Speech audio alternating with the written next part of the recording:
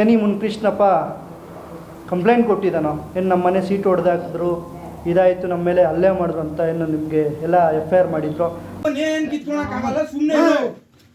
Bar ಹತ್ರ ನನಗೆ ಬುಕ್ಕ ಜಾಸ್ತಿ ಆಗ್ತದೆ. ನಾನು ಜೈಲಿಂದ ಬಿಡಿಸಿ ಮನೆಗೆ ಕೊಟ್ಟು ಊರಿಗಿಂದ ರಾಗಿ ಕೊಟ್ಟು ಚಿಕನ್ ಮಟನ್ ಸಮೇತ ತಗೊಂಡು ಕೊಡೇನೆ ನಾನು ಅವ್ರಿಗೆ. ಇದೇ ನಿನ್ ಕೆಪಾಸಿಟಿ. ಹಿಂಸೆ ಕೊಡ್ತಾನೆ, ಮಕ್ಕಳು ಕೊಡ್ಬಾರ್ದು, ಕೊಲೆ ಕೊಟ್ಟಂತ ಕಣಕ್ಕೆ ನಿದ್ದೆ.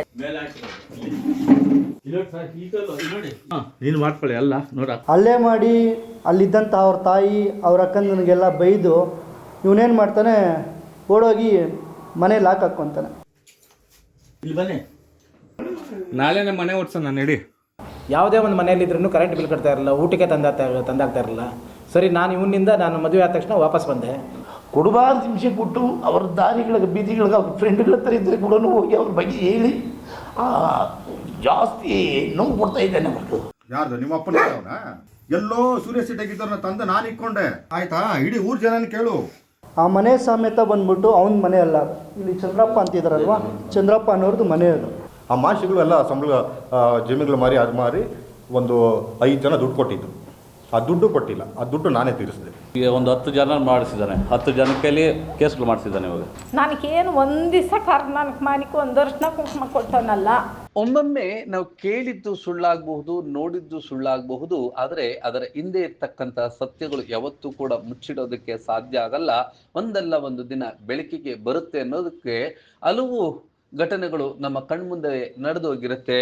ಇದೇ ನಿಮ್ಮ ಬ್ಲೂಮ್ ಟಿವಿಯಲ್ಲಿ ಡಿಸೆಂಬರ್ 27ರಂದು ಒಂದು ಸುದ್ದಿ ಪ್ರಸಾರವಾಗಿತ್ತು. ಅದುವೇ ಆಸ್ತಿಗಾಗಿ, ಅದರಲ್ಲಿ ಪಿತ್ರಾರ್ಜಿತ ಆಸ್ತಿಗಾಗಿ ಅಣ್ಣ ತಮ್ಮಂದಿರ ನಡುವೆ ಕಲಹ ನಡೆದಿತ್ತು. ಆ ಒಂದು ಘಟನೆಯಲ್ಲಿ ಅಣ್ಣನ ಮನೆಯ ಮೇಲೆಯೇ ತಮ್ಮ ಮತ್ತು ಆತನ ಮಕ್ಕಳು ಬಂದು ದಾಂಧಲೆಯನ್ನ ನಡೆಸಿದ್ರು ಹಾಗೂ ಮನೆಯ ಶೀಟ್ಗಳನ್ನು ಹೊಡೆದಾಕಿದ್ರು ಎನ್ನುವಂತ ಸುದ್ದಿಯನ್ನು ಪ್ರಸಾರ ಮಾಡಿದ್ವಿ. ಆ ಒಂದು ಸುದ್ದಿ ಆನೇಕಲ್ ತಾಲೂಕಿನ ಕೆಂಪವಡೇರಹಳ್ಳಿಯಲ್ಲಿ ನಡೆದಿತ್ತು. ಇದು ಬೆಂಗಳೂರು ಹೊರವಲಯ ಆನೇಕಲ್ ತಾಲೂಕಿನಲ್ಲಿ ನಡೆದಿದ್ದಂತ ಘಟನೆ ಇದಾಗಿತ್ತು. ಈ ಒಂದು ಘಟನೆಯ ಅವತ್ತಿನ ಆ ಒಂದು ದೃಶ್ಯಗಳನ್ನ ಕ್ವಿಕ್ ಆಗಿ ನೋಡೋಣ ಬನ್ನಿ.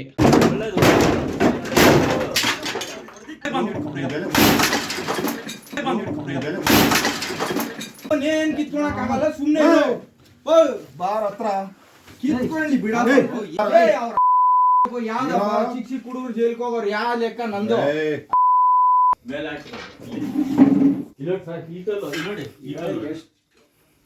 ನೀನು ಮಾಡ್ಕೊಳ್ಳಿ ಅಲ್ಲ ನೋಡ, ಕಲ್ಲುಗಳೆಲ್ಲ ಮಾಡ್ತಾ. ನಾಳೆ ನಮ್ಮ ಮನೆ ಓಡಿಸೋಣ ನಡಿ. ಯಾರ್ದು ನಿಮ್ಮ ಅಪ್ಪನ ಅವನ? ನಿಮ್ಮಪ್ಪನ ಮನೆ ಕಟ್ಟವನ? ನಿಮ್ಮಪ್ಪನ ಮನೆ ಕಟ್ಟವನ ಇಲ್ಲಿ? ಆಯ್ತು, ನಿಮ್ಮಪ್ಪನ ಮನೆ ಕಟ್ಟಿದ್ರೆ ಓಡಿಸು. ಎಲ್ಲಿದ್ರಿ ನೀವು ಇಷ್ಟು ಸಹ? ಎಲ್ಲೋ ಸೂರ್ಯ ಸಿಟಿಯಾಗಿದ್ದವ್ರನ್ನ ತಂದು ನಾನು ಇಕ್ಕೊಂಡು ನಿಮ್ಮನ್ನ ಇಲ್ಲಿ ತಂದಿಕ್ಕಿತ್ತು ನಾನು. ವಿಡಿಯೋ ಮಾಡು, ಆಯ್ತಾ? ಇಡೀ ಊರ್ ಜನನ ಕೇಳು. ಇಡೀ ಊರ್ ಜನನ ಕೇಳ್ರಿ ನೀವು. ಹೌದು, ಈ ಒಂದು ಘಟನೆಯಲ್ಲಿ ಮುನಿಕೃಷ್ಣಪ್ಪ ಸಹೋದರ ಸಂಬಂಧಿ ಮುನಿರಾಜು ಮತ್ತು ಆತನ ಮಕ್ಕಳು ಮುನಿಕೃಷ್ಣಪ್ಪನ ಮನೆಯ ಮೇಲೆ ದಾಳಿಯನ್ನ ನಡೆಸಿ ಈ ರೀತಿ ಕಬ್ಬಿಣದ ಬಾಗಿಲನ್ನ ಮತ್ತು ಶೀಟುಗಳನ್ನ ಹೊಡೆದಾಕಿದ್ದಂತಹ ಸುದ್ದಿಯನ್ನ ಪ್ರಸಾರ ಮಾಡಿದ್ವಿ. ಇಂದಿನ ಅಸಲಿಯತ್ತೆ ಬೇರೆ ಆಗಿತ್ತು. ಇದೇ ಮುನಿಕೃಷ್ಣಪ್ಪ ಈತನೇ ಹೋಗಿ ಮುನಿರಾಜುವಿನ ಮಕ್ಕಳಾದಂತ ಆಕಾಶ್, ಕಿಶೋರ್, ಚಂದ್ರಪ್ಪ ಮತ್ತು ಇವರನ್ನ ಹೀನಾಮಾನವಾಗಿ ಬೈದು ಧಮಕಿ ಹಾಕಿ ಓಡ್ ಬಂದು ತನ್ನ ಮನೆಯ ಬಾಗಿಲನ್ನ ಹಾಕೊಂಡ್ಬಿಡ್ತಾನೆ. ಆ ಕೋಪದಲ್ಲಿ ಬಂದಂತಹ ಮುನಿರಾಜು ಹಾಗೆ ಆತನ ಮಕ್ಕಳು ಆ ಒಂದು ಸಂದರ್ಭದಲ್ಲಿ ಕೋಪದ ಕೈಗೆ ಬುದ್ಧಿಯನ್ನ ಕೊಟ್ಟು ಹಲ್ಲೆಗೆ ಮುಂದಾಗಿದ್ರು. ಅದಕ್ಕೆ ಸ್ಪಷ್ಟೀಕರಣವನ್ನ ನೀಡೋದಕ್ಕೆ ಇಂದು ಪತ್ರಿಕಾಗೋಷ್ಠಿಯನ್ನು ಏರ್ಪಡಿಸಿದ್ರು ಮುನಿರಾಜು ಮತ್ತು ಆತನ ಸಂಬಂಧಿಗಳು. ಮತ್ತು ಈ ಮುನಿಕೃಷ್ಣಪ್ಪನ ತಾಯಿಯೂ ಕೂಡ ಈ ಒಂದು ಘಟನೆಯ ಬಗ್ಗೆ ವಿವರಿಸುವಂತ ಆ ದೃಶ್ಯಗಳನ್ನು ನೋಡ್ತಾ ಇದ್ರೆ ಎಂತಹ ಈ ಮುನಿಕೃಷ್ಣಪ್ಪ ಕಿಡಿಗೇಡಿತನ ತೋರಿಸಿದ್ದ, ತಮ್ಮಂದರಿಗೆ ಮತ್ತು ತಾಯಿಗೂ ಕೂಡ ಮೋಸ ಮಾಡಿ ಬಂದು ಸೂರ್ಯ ಸಿಟಿಯಲ್ಲಿ ನೆಲೆಸಿದ್ದ ಎನ್ನುವಂಥದ್ದು ಈ ಒಂದು ಘಟನೆಯ ತಿರುಳಾಗಿರುತ್ತೆ. ಆ ಎಲ್ಲ ದೃಶ್ಯಗಳನ್ನು ನೋಡ್ತಾ ಈ ಒಂದು ಸಂದರ್ಭದಲ್ಲಿ ಮುನಿರಾಜು ಮತ್ತು ಆತನ ಕುಟುಂಬದವರು ನಡೆಸಿದಂತಹ ಪತ್ರಿಕಾಗೋಷ್ಠಿಯ ಆ ಎಲ್ಲ ದೃಶ್ಯಗಳನ್ನ ಮತ್ತು ಏನೆಲ್ಲ ಹೇಳಿಕೆಗಳನ್ನ ನೀಡಿದ್ರು ಅದೆಲ್ಲವನ್ನು ನೋಡೋಣ ಬನ್ನಿ. ದಿನಾಂಕ 26/12/2025 ಏನು ನಮ್ಮ ಮಾಧ್ಯಮ ಮಿತ್ರರು ನೀವೆಲ್ಲ ಒಂದು ಸುದ್ದಿ ಮಾಡಿರ್ತೀರ. ಮುನಿಕೃಷ್ಣಪ್ಪ ಅನ್ನೋವ್ರನ್ನು ನಿಮಗೆ ಒಂದು ಸುದ್ದಿಯನ್ನು ಕೊಟ್ಟಿರ್ತಾನೆ. ಅದ್ರ ಕುರಿತು ಸ್ಪಷ್ಟೀಕರಣಕ್ಕೆ ಇವತ್ತು ನಿಮ್ಮನ್ನೆಲ್ಲ ಕರೆದಿದ್ದೀವಿ ಸ್ನೇಹಿತರೆ. ಏನಿ ಮುನಿಕೃಷ್ಣಪ್ಪ ಕಂಪ್ಲೇಂಟ್ ಕೊಟ್ಟಿದ್ದಾನೋ, ಏನು ನಮ್ಮ ಮನೆ ಸೀಟ್ ಹೊಡೆದಾಕಿದ್ರು, ಇದಾಯಿತು, ನಮ್ಮ ಮೇಲೆ ಹಲ್ಲೆ ಮಾಡಿದ್ರು ಅಂತ ಏನು ನಿಮಗೆ ಎಲ್ಲ FIR ಮಾಡಿದ್ರು, ಆ ಘಟನೆಗೆ ನಾವು ಸ್ಪಷ್ಟೀಕರಣ ಕೊಡ್ತಾಯಿದ್ವಿ. ಆ ಘಟನೆ ನಡೆಯೋಕ್ಕೆ ಮುಂದೆ ಅವನೇನು ಮಾಡಿರ್ತಾನೆ ಅನ್ನೋದು ನಿಮಗೆ ತಿಳಿಸ್ಬೇಕು ಅಂತ ನಾವು ಬಂದಿರ್ತೀವಿ. ಏನು ಈ ಘಟನೆ ನಡೆಯೋಕ್ಕೆ ಮುಂದೆ ಅವನು ನಮ್ಮ ಸ್ನೇಹಿತ ಆಕಾಶ್ ಅವ್ರ ಮನೆ ಹತ್ರ ಬಂದು ಆಕಾಶ್ ಮನೆ ಮೇಲೆ ಹಲ್ಲೆ ಮಾಡ್ತಾನೆ. ಫಸ್ಟು ಹಲ್ಲೆ ಮಾಡಿ ಅಲ್ಲಿದ್ದಂಥ ಅವ್ರ ತಾಯಿ ಅವ್ರ ಅಕ್ಕನಿಗೆಲ್ಲ ಬೈದು ಇವನೇನು ಮಾಡ್ತಾನೆ, ಓಡೋಗಿ ಮನೆ ಲಾಕ್ ಹಾಕ್ಕೊತಾನೆ. ಲಾಕ್ ಹಾಕ್ಕೊಂಡು ಈಚೆ ಕಡೆಯಿಂದ ಚಿತ್ರೀಕರಣ ಮಾಡ್ತಾನೆ. ಅದಕ್ಕೆ ಮೊದಲು ಇವನು ಇಲ್ಲೇ ಬಂದು ಇವ್ರ ಮೇಲೆ ಎಲ್ಲ ಹಲ್ಲೆ ಮಾಡಿ ಕಲ್ತೂರಾಟ ಮಾಡಿ ಅವಶೇಷಗಳಿಂದ ಬೈದು ಹೋಗಿ ಮನೆ ಬಾಕ್ಲಾಕೊಂತಾನೆ. ಏನು ಅವ್ನ ಮನೆ ಇದ್ದಾನಲ್ವ, ಆ ಮನೆ ಸಮೇತ ಬಂದ್ಬಿಟ್ಟು ಅವನ ಮನೆ ಅಲ್ಲ, ಇಲ್ಲಿ ಚಂದ್ರಪ್ಪ ಅಂತಿದ್ದಾರಲ್ವ, ಚಂದ್ರಪ್ಪ ಅನ್ನೋರ್ದು ಮನೆ ಅದು. ಏನು ಅವ್ನು ಚಂದ್ರಪ್ಪ ಅನ್ನೋರಿಗೆ ಇವ್ರ ಪಿತ್ರಾರ್ಜಿತ ಆಸ್ತಿ ಇನ್ಕ್ಲೂಡಿಂಗ್ ಕೃಷ್ಣಪ್ಪ ಬಂದ್ಬಿಟ್ಟು ಕಾಂಪ್ರಮೈಸ್ ಡಿಗ್ರಿ ಮಾಡಿಕೊಟ್ಟಿರ್ತಾನೆ. ನೋಡ್ಬೋದು ನೀವು ಅದಕ್ಕೆ ದಾಖಲಾತಿ. ಅವನಿರೋಂಥ ಮನೆ ಸುಮಾರು ನಾವು ಪೊಲೀಸ್ ಠಾಣೆಯಲ್ಲಿ ಒಂದು 5-6 ಬಾರಿ ಕಂಪ್ಲೇಂಟ್ ಕೊಟ್ಟಿರ್ತೀವಿ ಅವ್ನು ಖಾಲಿ ಮಾಡಿಸೋದಕ್ಕೆ, ಆ ಖಾಲಿ ಸಮೇತ ಮಾಡಿರಲ್ಲ ಅವನು. ನೋಡಿ, ಅವ್ರ ಒಟ್ಟು ಕುಟುಂಬದವರು ಕೋರ್ಟಲ್ಲಿ ಹೋಗಿ ಎಲ್ಲರೂ ಸೇರಿ ಡಿಗ್ರಿ ಮಾಡಿಕೊಡ್ತಾರೆ. ನೋಡಿ, ಇಷ್ಟು ಜನ ಇದ್ದಾರೆ ಅವ್ರ ಒಟ್ಟು ಫ್ಯಾಮಿಲಿಯಲ್ಲಿ, ಇನ್ಕ್ಲೂಡಿಂಗ್ ಅವನು ಮುನ್ಕೃಷ್ಣಪ್ಪ ಹೋಗಿ ಇವ್ರಿಗೆಲ್ಲ ಡಿಗ್ರಿ ಮಾಡಿಕೊಡ್ತಾನೆ. ಆ ಪ್ರಾಪರ್ಟಿನ ಅನಧಿಕೃತವಾಗಿ ಏನು 1 ವಾರಕ್ಕೆ ಬಿಫೋರ್ ಇವ್ರು ಇಲ್ದಿರೋ ಸಮಯ ನೋಡಿಕೊಂಡು ಆ ಮನೆಗೆ ಹೋಗಿ ಸೇರ್ಕೊತಾನೆ. ಅದಾದಮೇಲೆ ಏನು ಮಾಡ್ತಾನಂದರೆ, ಇವನು ಸೂರ್ಯ ಸಿಟಿಯಲ್ಲಿ ಮನೆ ಮಾಡ್ಕೊಂಡಿರ್ತಾನೆ. ಮನೆ ಮಾಡ್ಕೊಂಡಿದ್ದು ಅಲ್ಲಿ ಒಂದು 3 ವರ್ಷ ಬಾಡಿಗೆ ಕಟ್ಟಿರಲ್ಲ. ಆ ಬಾಡಿಗೆ 4 ವರ್ಷ ಬಾಡಿಗೆ ಕಟ್ಟಿರಲ್ಲ. ಅಲ್ಲಿ ಸಹ ಸೂರ್ಯ ಸಿಟಿ ಪೆವಿಲಿಯನ್ ಏನಿದ್ದಾರೋ ಅವರೆಲ್ಲ ಸೇರಿ ಅವ್ನು ಜಗಳ ಮಾಡಿ ಕಂಪ್ಲೇಂಟ್ ಕೊಟ್ಟು ಅವ್ನು ಆಚೆ ಕಳಿಸ್ತಾರೆ. ಆಗ ಇವರು ನನ್ನ ತಮ್ಮನ ಒಂದು ಹಿತದೃಷ್ಟಿಯಿಂದ ಮನೆ ಕರ್ಕೊಂಡು ಇಕ್ಕೊತಾರೆ ಇವನ್ನ. ಅವ್ನು ಇಕ್ಕೊಂಡು ಈ ಥರ ಮಾಡ್ತಾನೆ, ಈ ಅಣ್ಣ ಅಂತ ಹಿತದೃಷ್ಟಿಯಿಂದ ಇಕ್ಕೊತಾರೆ. ಏನಕ್ಕೆ ಕಾರಣ ಆಗಬೇಕಂದ್ರೆ ಅವ್ನು ಮಾಡಿರೋದು ಹತ್ತಾರು ಘಟನೆ ಎಕ್ಸಾಂಪಲ್ ಕೊಡಬೇಕಂದ್ರೆ, ಆಕಾಶ್ ಅವರು ಕೃಷಿ ಭೂಮಿಯಿಂದ ಬಂದಂಥ ಫ್ಯಾಮಿಲಿಯವರು. ಇವರು ಶಾಮಂತಿ ಗಿಡ ಹಾಕಿರ್ತಾರೆ, ಅದಕ್ಕೆ ಲೈಟ್ಸ್ ಹಾಕಿ ಕಮರ್ಷಿಯಲ್ ಮೀಟ್ರ್ ಸಮೇತ ತೊಗೊಂಡಿರ್ತಾರೆ. ಆ ಮೀಟ್ರ್ ತೊಗೊಂಡಿರೋದಕ್ಕೆ ಇವನು ಹೋಗ್ಬಿಟ್ಟು ಬೆಸ್ಕಾಂ ಇಲಾಖೆಯಲ್ಲಿ ಕಂಪ್ಲೇಂಟ್ ಕೊಡ್ತಾನೆ, ಈ ಲೈಟ್ನ ಸ್ಥಗಿತ ಮಾಡಬೇಕು, ಇದನ್ನು ಕಿತ್ತಾಕಬೇಕು ಅಂತ. ಸುಮಾರು ಒಂದು 14 ಲಕ್ಷ ಇವ್ರು ಬಂಡವಾಳ ಹಾಕಿರ್ತಾರೆ ಅದಕ್ಕೆ, ಎಂದಕ್ಕೆ ಖಾಸಗೀಕರಣ ವಿದ್ಯುತ್ ತೊಗೊಳೋದಕ್ಕೆ. ಯಾವುದೇ ಒಂದು ಮನೆಯಲ್ಲಿದ್ರೂ ಕರೆಂಟ್ ಬಿಲ್ ಕಟ್ತಾ ಇರಲಿಲ್ಲ, ಊಟಕ್ಕೆ ತಂದಾಗ್ತಾ ಇರಲಿಲ್ಲ. ಸರಿ, ನಾನು ಇವನಿಂದ ನಾನು ಮದುವೆ ಆದ ತಕ್ಷಣ ವಾಪಸ್ ಬಂದು ನನ್ನ ಜೀವನ ನಾನು ರೂಪಿಸ್ಕೊಂಡೆ. ಇವತ್ತೂ ಅಷ್ಟೇ ನಮ್ಮ ತಾಯಿನೇ ತಗೊಂಡೋಗಿ ಬರೀ ಏನು ರಾಗಿ ಅದು ಇದು ತಗೊಂಡೋಗಿ ಅಲ್ಲಿ ಕೊಡ್ತಾಯಿದ್ಲು, ಅದನ್ನು ಉಳಿಸ್ಕೊಂಡಿಲ್ಲ. ಇವನು ಬರೀ ಓದ್ತಾನೆ, ಆಫೀಸ್ಗೆ ಹೋಗೋದು, ಸೈನ್ ಹಾಕ್ಬಿಡೋದು, ಬಂದ್ಬಿಡೋದು, ಅಲ್ಲಿ ಮೆಜೆಸ್ಟಿಕ್ ಸುತ್ಕೊಂಡಿರೋನು ಯಾವಾಗಲೂ. ಎಲ್ಲ ನನಗೆ ಫೋನ್ ಮಾಡಿ ಹೇಳೋರು, ನಿಮ್ಮ ಅಣ್ಣ ಏನೋ ಇಲ್ಲಿ ಸುತ್ತವನೆ ಅಂತ. ತುಂಬ ತೊಂದರೆ ಕೊಡ್ತಾವನೆ. ಅವನು ಏನು ಭಾಗ ನಾವು ಎಲ್ಲರಿಗೂ ಭಾಗ ಡಿವೈಡ್ ಆಗಿದೆ. ಅವನ ಭಾಗ ಏನಿದೆ ನಾವು ಹೋಗಿಲ್ಲ. ನಿನ್ನ ಭಾಗ ನೀನು ಏನಿದೆಯಪ್ಪ ತಿನ್ಕೊಂಡು ನೀನು ಏನು ಬೇಕೋ ಮಾಡ್ಕೋ, ನೀನಂತೂ ಇದಾಗಿ ಬಂದಿದ್ಯಾ, ಇಲ್ಲ ನಮಗೇನೋ ಹೇಳು, ನಾವು ಅದ್ರ ಮಾರ್ಬಿಟ್ಟು ನಿನಗೇನು ಬೇಕೋ ಮಾಡ್ಕೊಡ್ತೀರಿ, ಮನೆ ಬೇಕಾ ಮಾಡಿಕೊಡ್ತೀರಿ, ಮಗಳಿಗೆ ಮದುವೆ ಮಾಡಬೇಕಾ, ಏನು ಬೇಕೋ ಮಾತ್ರ ಮಗಳಿಗೆ ಮದುವೆ ಮಾಡ್ತೀವಿ, ಏನು ನೀವು ನಿಮಗೂ ಹುಟ್ಟವಳ ಮಗನು, ನನ್ನ ಮಗಳು ನಿಮ್ಗೆ ಹುಟ್ಟವನೆ ಅಂತ ಅದನ್ನು ಕೇಳ್ತಾನೆ. ಇಷ್ಟೊಂದು ತುಂಬ ತೊಂದರೆ ಕೊಟ್ಟಿದ್ದಾನೆ. ಮಕ್ಕಳಿಗೆಲ್ಲ ರೋಸ್ ಹೋಗಿ ಇವಾಗ ಇದು ಮಾಡಿದ್ದಾರೆ. ಅವರು ಸೂರ್ಯ ಸಿಟಿನಲ್ಲಿದ್ದರು. ಸೂರ್ಯ ಸಿಟಿನಲ್ಲಿದ್ದು ಬಂದುಬೇಕಾದ್ರೆ ನಾನು ನಮ್ಮ ಅತ್ತಿಗೆನ ಹೇಳಿ ಬೈದ್ರಿ, ನೀವು ಸರಿಯಾಗಿದ್ದಿದ್ರೆ ಇದೆಲ್ಲ ಅವ್ನು ಕೆಡ್ತಾ ಇರಲಿಲ್ಲ, ನಿನಗೊಂದು kg ಮಟನ್ನು 1 kg ಅಕ್ಕಿ ತಂದು ಕೊಟ್ಬಿಟ್ರೆ ಅವ್ರು ಏನಾನ ಮಾಡಲಿ ಅಂತಂದ್ಬಿಟ್ಟು ಬಿಟ್ಬಿಟ್ರಿ ಅಂತ ಹೇಳಿದೆ.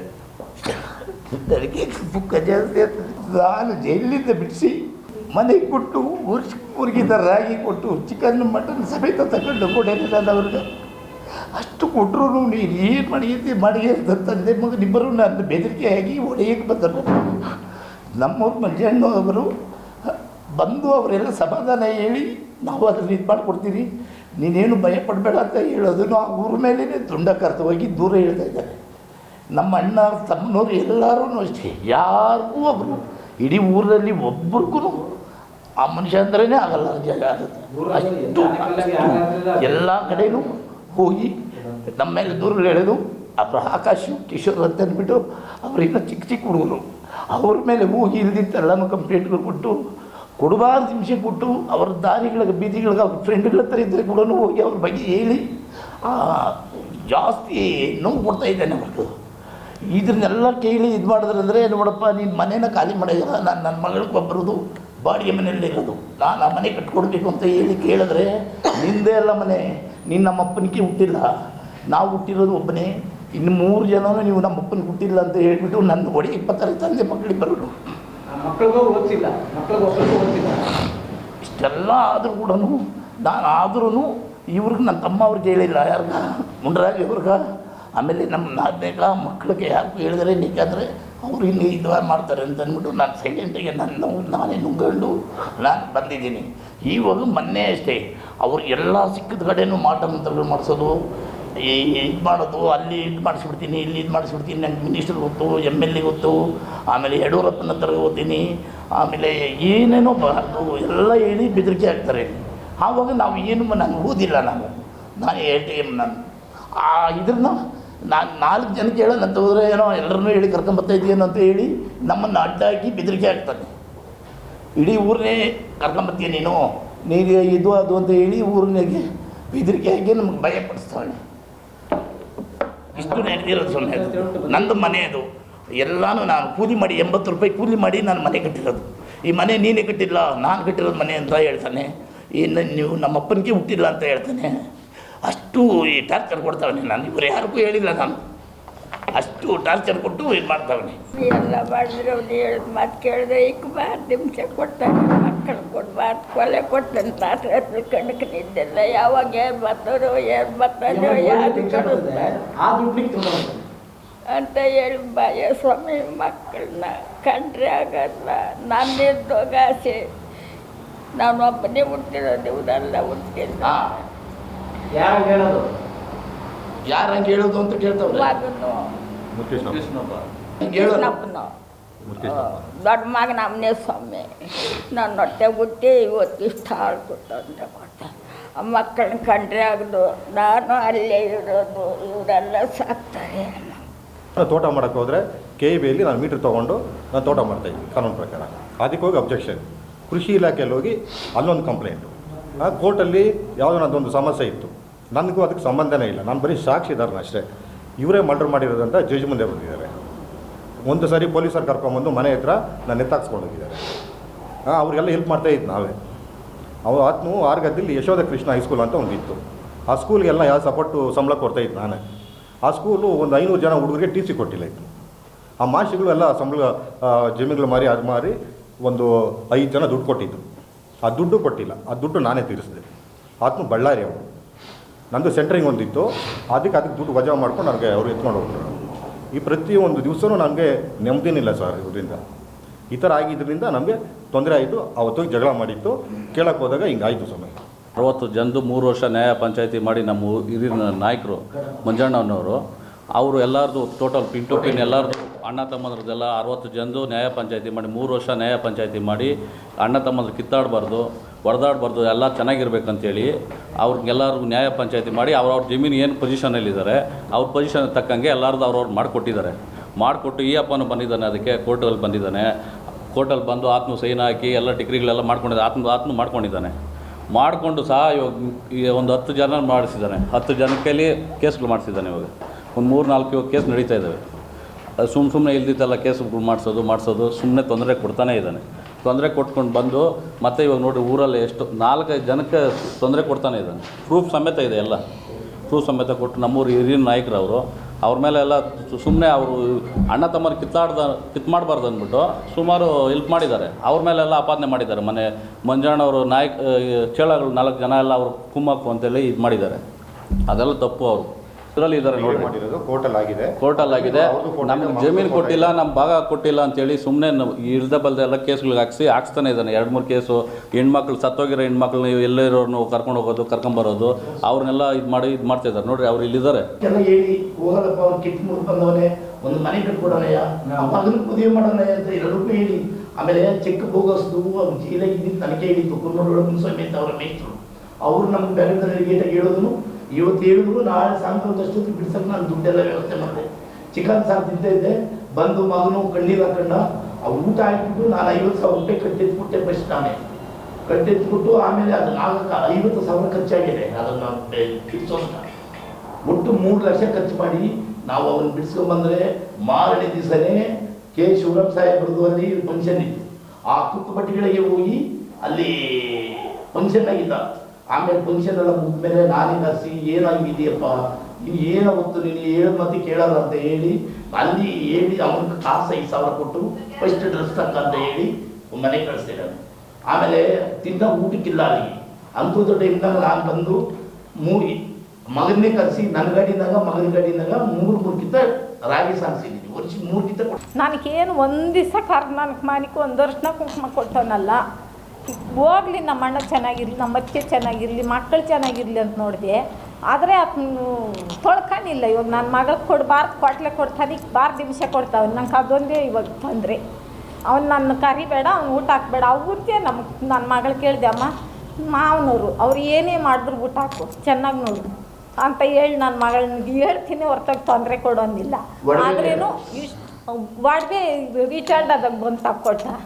ತಿಂಗಳಿಗೆ ಸರಿಯಾಗಿ ಬಂದುಬಿಟ್ಟು ಸಾಲ್ಗಾರನ ಕರ್ಕೊಂಡು ಹಿಂದೆ ಬಂದ. ಅಮ್ಮ ಒಡವೆ ಕೊಡಂದ. ಒಡವೆ ಕೊಟ್ಟಮ್ಯಾಕೆ ನನ್ನ ಗಂಡು ನನ್ನ ಮಕ್ಳು ಏನಂತಾರೆ, ಮರ್ಯಾದೆ ಕಡಿಮೆ ಅಂದ್ಬಿಟ್ಟು ಮಾರು ದುಡ್ಡೇ ಕೊಟ್ಟೆ.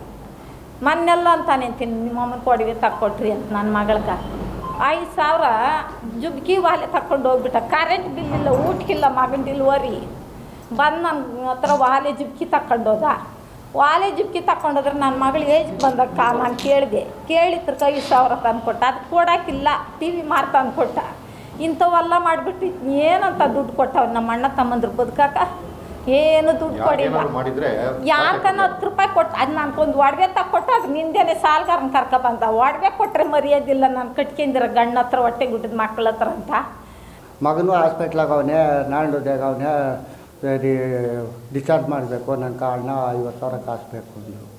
ನಾನು ಇಲ್ಲಯ್ಯ, ನನ್ನ ಇವಾಗಿಲ್ಲ, ನಾನು ಎಲ್ಲಿ ವ್ಯವಸ್ಥೆ ಮಾಡೋಕ್ಕಾಗಲ್ಲ ಅಂದೆ. 3 ಕಿತ ಬಂದು 4 ಕಿತ ಬಂದು ಕೇಳಿದ್ರು. ಆಮೇಲೆ ಪಕ್ಕದ ಮನೆಯಲ್ಲಿ ಸುಜಾತಮ್ಮ ಅಂತಿದ್ರು, ಅವರು ಸಂಘದ ಕಾಸು ಬಂದಿತ್ತು. ಅಣ್ಣ ಯಾರ್ಕನ ಕೊಡಿಸೋ, ಇದು ಒಳ್ಳೆಯವ್ರಕ ನನಗೆ ಸಂಘಕ್ಕೆ ಇಂಟ್ರೆಸ್ಟ್ ಬೇಕು ಅಂತ ಹೇಳಿದ್ರು. ಎಲ್ಲನೂ ಹೋಗಲಿ 3 ದಿವಸ ಬಂದಿದ್ದರು, ಕೊಡ್ತಾನೆ ಅಂತ ಕೊಡಿಸಿ ತಗೊಂಡು ಹೋದ. ಚೆಕ್ ಕೊಟ್ಟ, ಚೆಕ್ ರೂಪಾಯಿ. ಆವಾಗ ತಗೊಂಡು ಹೋದವರು, ಹೋದ ವರ್ಷ 5 ತಿಂಗಳಾಗ ತಗೊಂಡು ಹೋದವರು ಇವಕ್ಕೂ 5 ಪೈಸಾ ಅಮ್ಮನ್ಕ ಇಂಟ್ರೆಸ್ಟ್ ಕೊಟ್ಟಿಲ್ಲ. ಅದೇ ಪಾಪ ಎಲ್ಲೋ ಇದ್ದವ್ರು ಕರ್ಕೊಂಬಂದು ಊರಲ್ಲಿ ಕೊಟ್ಬಿಟ್ಟು ಚಂದ್ರಪ್ಪ ಅವರು ಮನೆ ಕೊಟ್ಟಿದ್ದಾರೆ. ಮನೆ ಕೊಟ್ಟು ಇದು ಮಾಡಿ ಎಲ್ಲ ಮಾಡಿದ್ದಾರೆ. ಅವ್ರ ಮೇಲೆ ಗಾಯಟ್ಗೆ ಹೋಗಿದ್ರು. ಅವ್ರ ಮೇಲೆ ಗಾಯಟ್ಗೆ ಹೋಗಿ ಏನೋ ವಿಷಯ ಇಲ್ಲೇ ಜಮೀನ್ದಾಗಲಿ ಇನ್ನೊಂದಾಗಲಿ ಕುತ್ಕೊಂಡು ಪೈಸಲು ಮಾಡಿಕೊಂಡು ಏನೋ ಒಂಥರ ಅಣ್ಣ ತಮ್ಮಂದು ಅವರು ಕೊಡ್ತೀನಿ ಅಂದಮೇಲೆ ಎಲ್ಲ ಕುತ್ಕೊಂಡು ಒಂದು ಅಣ್ಣ ತಮ್ಮಂದೆಲ್ಲ ಕುತ್ಕೊಂಡು ಮಾತಾಡಿ ಅನುಸರಿಸ್ಕೊಂಡು ಹೋಗ್ತಾರೆ. ಅವ್ರ ಮೇಲೆ ಗಲಾಟೆಗೆ ಹೋಗಿ ಅದಕ್ಕೆ ಹೇಳುವಂಥದ್ದು, ಯಾವುದೇ ಘಟನೆಗಳನ್ನ ಅಳೆದು ತೂಗಿ ಪ್ರಾಮಾಣಿಸಿ ನೋಡಬೇಕು ಮತ್ತು ಅದರ ಒಳ ತಿರುಳನ್ನ ನೋಡಬೇಕು ಎನ್ನುವಂಥದ್ದು ಇಂತಹ ಘಟನೆಗಳಿಂದ ನಮಗೂ ಕೂಡ ಕಣ್ತೆರೆಸುತ್ತೆ ಅನ್ನೋದ್ರಲ್ಲಿ 2 ಮಾತಿಲ್ಲ. ನೀವು ಈ ಕೂಡ ಎಲ್ಲ ನಮ್ಮ ಚಾನಲ್ಗೆ ಸಬ್ಸ್ಕ್ರೈಬ್ ಆಗಿಲ್ಲ ಅಂದರೆ ಸಬ್ಸ್ಕ್ರೈಬ್ ಬಟನನ್ನು ಕ್ಲಿಕ್ ಮಾಡಿ, ಪಕ್ಕದಲ್ಲಿರೋ ಬೆಲ್ ಐಕನನ್ನು ಕ್ಲಿಕ್ ಮಾಡಿ. ನಾವು ಅಪ್ಲೋಡ್ ಮಾಡುವಂತಹ ವೀಡಿಯೋಸ್ ನಿಮಗೆ ನೋಟಿಫಿಕೇಶನ್ ಬರುತ್ತೆ.